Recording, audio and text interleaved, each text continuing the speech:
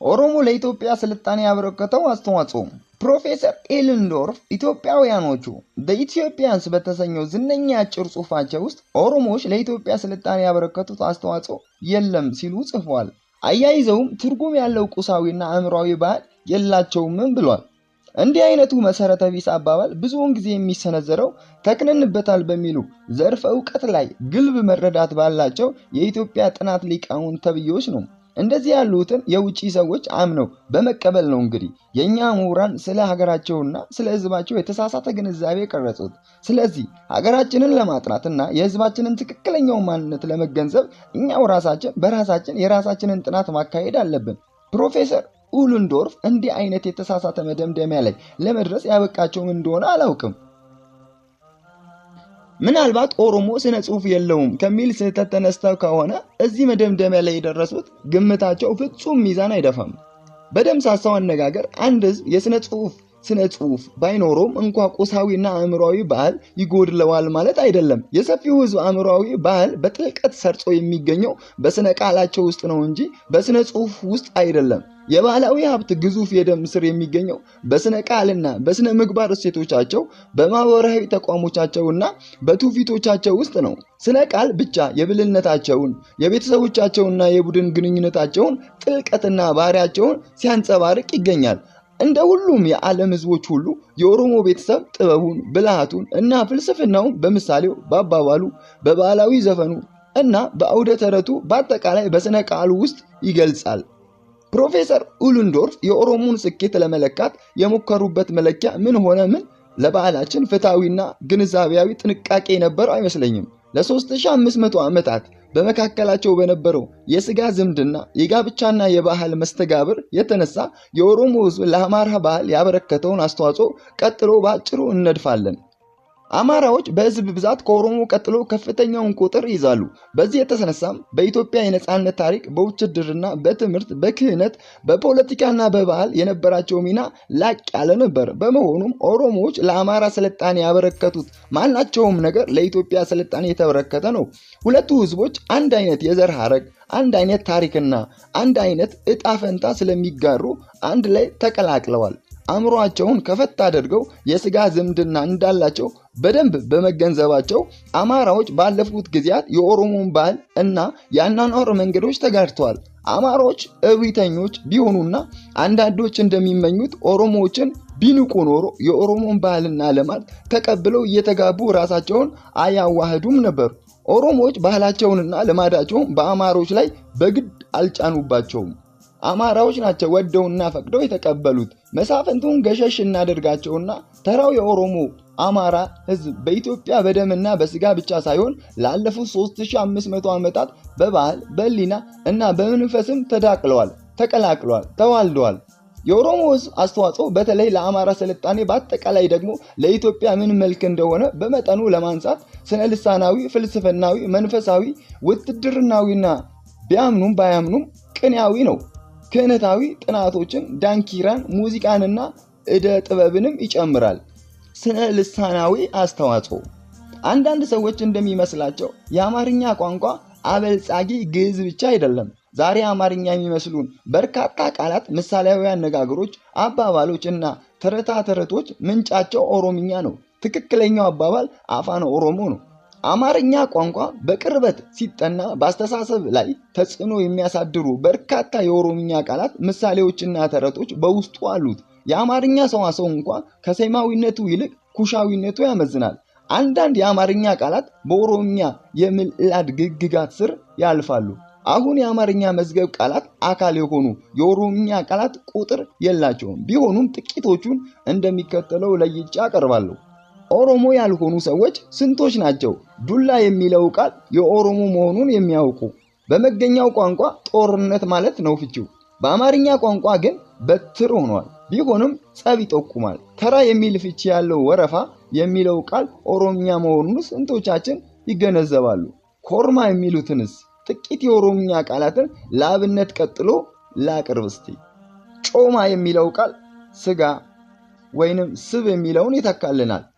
ጭኮ፣ ጫካ፣ ወጌሻ፣ ደቦ፣ ጉዲፈቻ፣ ደንቃራ የመሳሰሉት እንዲሁም ቃልቻ፣ በርጩማ፣ ጨፌ፣ ዳክዬ፣ ጨጨብሳ፣ አሬራ፣ አባወራ፣ አባዱላ፣ አባጨጓሬ እንዲሁም እቴቴ፣ ጉማ፣ ጋያ፣ ቢላዋ።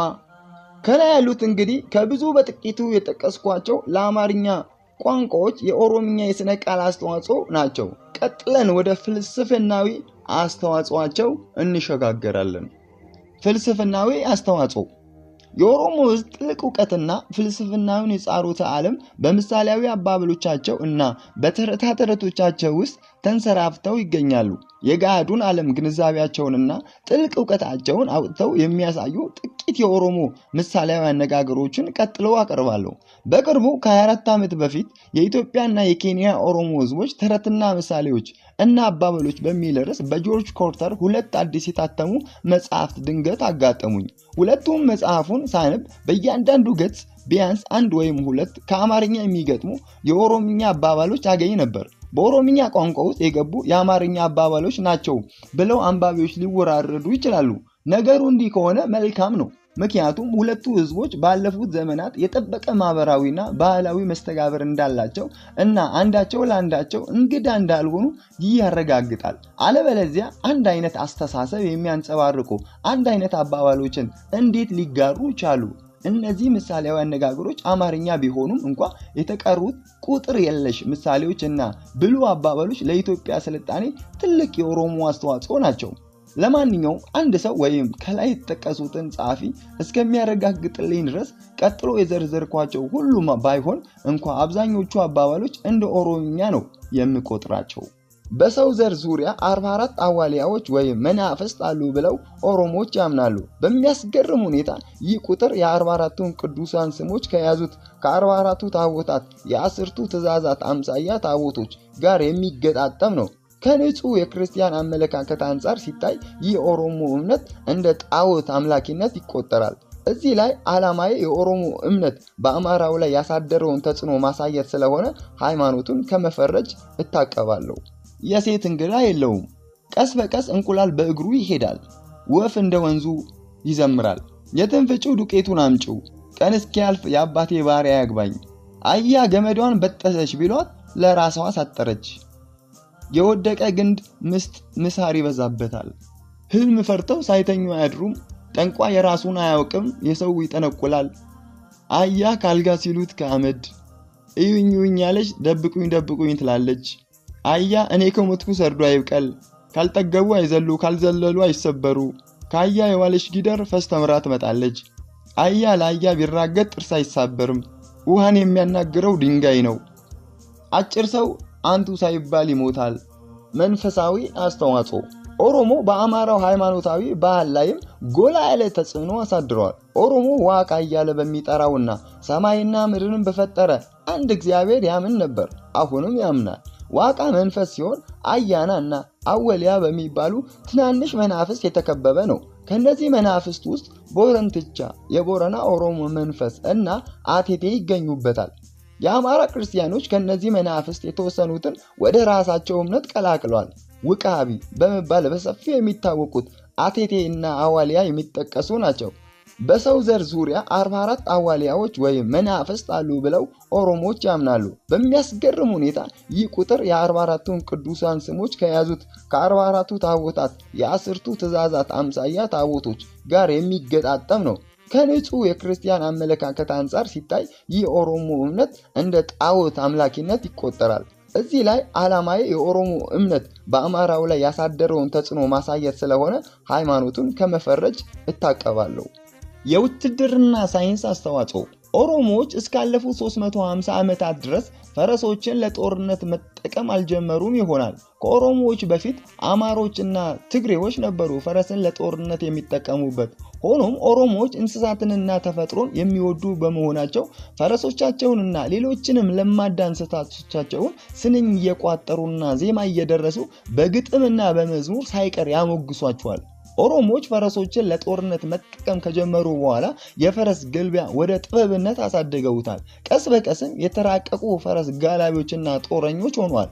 ጉግስ የተባለ የፈረስ ላይ ጨዋታን ውድድርም ፈጥረዋል። የአማራ የጦር መሪዎች ከነዚህ የፈረስ ግልቢያ ስልቶች ስለሚወዷቸው ይጠቀሙባቸውም ነበር። እንደ እውነቱ ከሆነ አማሮች የኦሮሞን የፈረስ አገራር በጣም ይወዱታል። ሌላው ኦሮሞዎች ለአማሮች ያስተዋወቁት የጦርነት ጨዋታ አካንድራ የሚለው ነው። ፍቺው ምናልባት በጥንት ጊዜያት የሚል ይሆናል። ይህ ጨዋታ ከሌሎቹ ጨዋታዎች ለየት ባለ መልክ በልጆችና በወጣት ወንዶች ይከናወናል። አጥንትና ስንጥር እንጨት እንደ አረር ይዘው ጎራ ለይተው ጦርነት በማስመሰል ይጫወታሉ። ወደፊት ጦረኛ የሆኑ ዘንድ ራሳቸውን ለማብቃት የሚጫወቱት ጨዋታ ነው። ሌላው ኦሮሞዎች ለኢትዮጵያ የኦሮሞ ባላባቶች ለፈረሶቻቸው በዚህ አይነት መንገድ ስም የማውጣት ልማድ ነበራቸው። በንጉሥ ሲሲኒዮ ዜና መዋዕል ውስጥ ኦሮሞዎች ራሳቸውን በጭፍራ ከማፋለም እንዴት አማሮች ጋር እንደተዋጉ ተጽፏል። የኢትዮጵያ የጦር መሪዎች ለፈረሶቻቸው የሰጧቸው ስሞች ሲታዩ ሁሉም አባ የሚል የኦሮምኛ ቅድመ ግንድ ቅጥያ ምላድ አላቸው። በኦሮምኛ አባ ማለት አባት ወይም ባለቤት ነው።